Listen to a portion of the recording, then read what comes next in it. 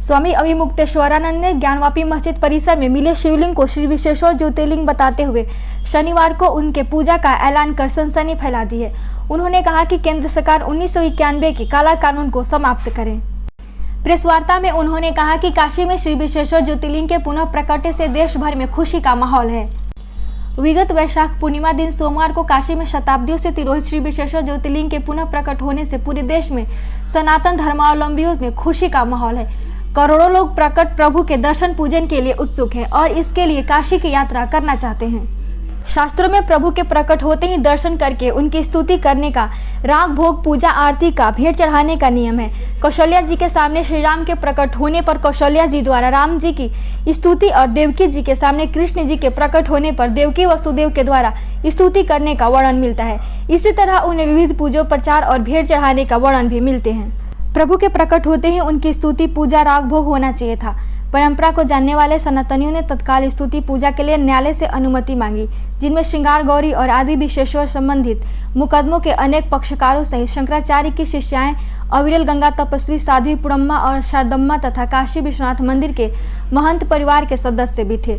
पर दुर्भाग्यवश न्यायालय ने इस मामले की गंभीरता और एक आस्तिक हिंदू के नजरिए को नहीं समझा और आवेदनों की सुनवाई के लिए तारीख पर तारीख देते हुए अब 4 जुलाई की तारीख लगा दी है, जबकि पूजा और राजभोग एक दिन भी रोका नहीं जाना चाहिए। क्या है मामला, क्या है?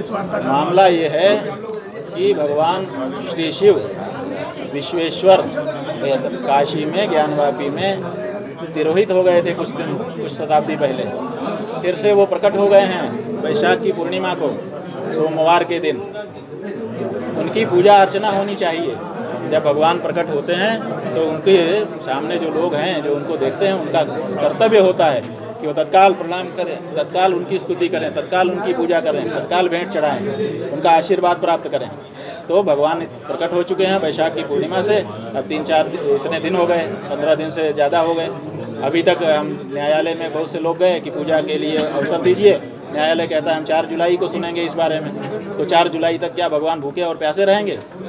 इसलिए जगत गुरु शंकराचार्य जी महाराज, ज्योतिष पीठ और द्वारका शारदा पीठ के जगत गुरु शंकराचार्य पूज्यपाद स्वामी स्वरूपानंद सरस्वती जी महाराज ने हमको आदेश किया कि तुम बनारस जाओ, बनारस जा करके समस्त सनातन धर्मियों की ओर से पूजा आरंभ करो। तुम पूजा करो पहले, उसके बाद प्रतिदिन की पूजा सुनिश्चित करो ताकि नियम से पूजा अर्चना होने लग जाए। तो हम उसके लिए आए हैं। शनिवार को हम जाएंगे, पूजा करेंगे।